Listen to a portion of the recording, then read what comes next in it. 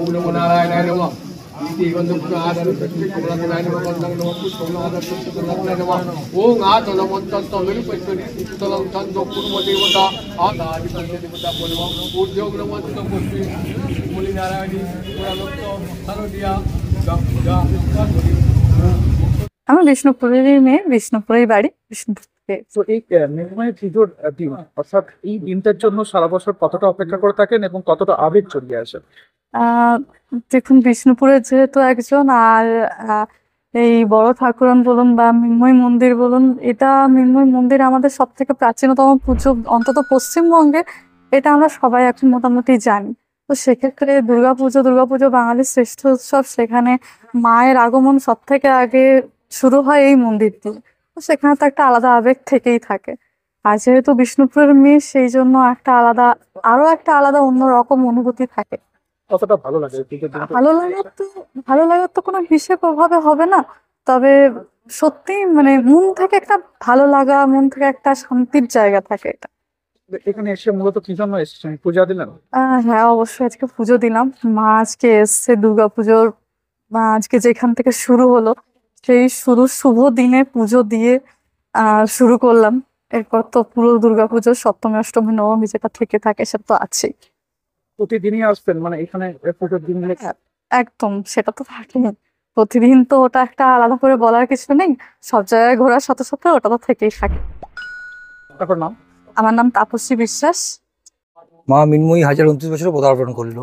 রাজা জগৎমল্ল যখন বন বিষ্ণুপুরের শিকারে আসেন, তখন উনি দেখেন যে ওনার এক বককে বাজপাখি বারবার আহত করছে। তখন উনি চিন্তা করেন যে এক বকের মধ্যে কি এমন ক্ষমতা আছে যে আমার বাজপাখিকে বারবার আহত করে তুলছে। তো উনি চিন্তা করেন যে কোনো একটা অলৌকিক শক্তি এলাকার মধ্যে বিরাজ করে আছে। পরবর্তীকালে মা মৃন্ময়ী সমাদেশ করেন যে আমি মা মৃন্ময়ী, আমার একটা মন্দির স্থাপন করো, ধুমধাম করে আমার পুজো করো। এবং সেইভাবে সেই প্রথা আজও চলে আসছে। যে প্রথা বলিরানীর প্রতি অনুসারে এখানে পুজো হয় এবং আজ গীতা অষ্টমী তিথিতে পুজো, এখানে মায়ের বোধন শুরু হয়।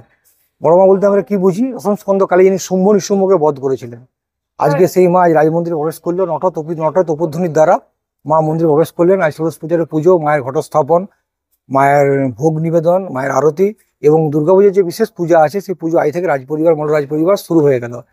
এবার এই যে পুজো হচ্ছে, মায়ের ষোড়শ পূজার যে পুজো ঘট হচ্ছে, অন্য মণ্ডপে আপনি দেখবেন একটা দুর্গাপুজো পালিত হয়, কিন্তু এখানে 4টা মণ্ডপে। কি 4টা মণ্ডপ বলতে কি বোঝায় না? বড় মা উনি কে? দশম স্কন্ধ কালী। এবং ষষ্ঠীর দিন কে আসবেন? মহালক্ষ্মী, মহাসরস্বতী, ছোট মা, মেজ মা এবং মা মৃন্ময়ী। এই 4টে মণ্ডপে ভোগ, পুজো, আরতি পালন করা হবে। এবং মহাষ্টমী দিন 18 হাত দুর্গা মা অগ্রচণ্ডা বিশালাক্ষী রাজমন্দিরে প্রবেশ করবেন। ওই মা দুদিনই রাজমন্দিরে থাকেন, অষ্টমী নয় দশমীর দিন মা আবার রাজমন্দিরে ফিরে যান। ওই 18 হাত দুর্গা একমাত্র আপনি বিষ্ণুপুরে দেখতে পাবেন। ওই মায়ের পূজা অঞ্জলি, অষ্টমীর দিন মা বের হন, পূজিত হন। এবং মহানবমীর দিন যে মহামারী পুজো হয়, সেদিন ব্রাহ্মণকে নগ্ন অবস্থায় ঘট আনতে হয়। মধ্যরাত্রিতে পুজো হয়, যেখানে কাকপক্ষী আমরা টের পাই না। ওই পূজা মধ্যরাত্রিতেই শেষ হয়ে যায়। এবং দশমীর দিন যে মা কৈলাসে উমা ফিরে যাচ্ছেন, এই বার্তা মহাদেবকে নীলকণ্ঠ পাখি উড়িয়ে জানানো হয়।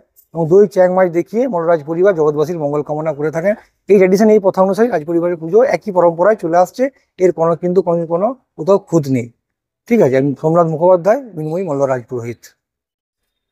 997 খ্রিস্টাব্দে 19তম মল্লরাজ মহারাজ জগৎমল্ল উনি শিকারের উদ্দেশ্যে এসেছেন বন বিষ্ণুপুরে। এই বটবৃক্ষের নিচেই উনি নিদ্রাচ্ছন্ন অবস্থায় বিভিন্ন অলৌকিক ঘটনার সাক্ষী থেকে উনি দৈবাদেশ পেয়ে মন্দিরের প্রতিষ্ঠা করেন।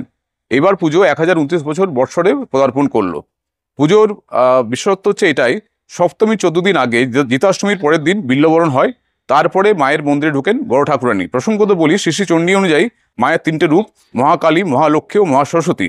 এবং 3টি রূপকে এখানে সূচিত করা হয় বড় ঠাকুরানী, মেজ ঠাকুরানী ও ছোট ঠাকুরানী। শ্রী শ্রী মা মৃন্ময়ী মাতা ছাড়াও এই 3টি পরের পুজো হয়। এবং অষ্টমীর দিন সন্ধিক্ষণ একটি বুড়ো মুহূর্তে রাজগৃহ থেকে অষ্টআশুজা বিশালাক্ষী দেবীকে আনয়ন করা হয় এবং তার সামনেই সোনার চারা ফুল দিয়ে অঞ্জলি প্রদান করা হয়। তারপর অষ্টমী নবমীর মধ্যরাত্রে মহামারী মুক্ত করার জন্য 49তম মল্লরাজ বীর হাম্বীর এখানে মহামারী দেবীর পুজো শুরু করেছেন, যেটা স্থানীয় ভাষায় বলা হয় খচ্চর বাহিনীর পুজো। তারপরে বিজয়ার দিন ঘট বিসর্জন হওয়ার পরে দইয়ের মধ্যে চ্যাংমাছ ছাড়া, নীলকণ্ঠ পাখি ওড়ানো, শ্রীরামচন্দ্রের পুজো, অপরাজিতা বন্ধন এসব করে, যেগুলো শুভ বলে পরিগণিত করা হয়, পুজোর পরিসমাপ্তি ঘটে। পুজোর প্রত্যেকটা ক্ষণকে সূচিত করা হয় তপোধ্বনির মাধ্যমে, যেটা আজ থেকে শুরু হয়ে গেল।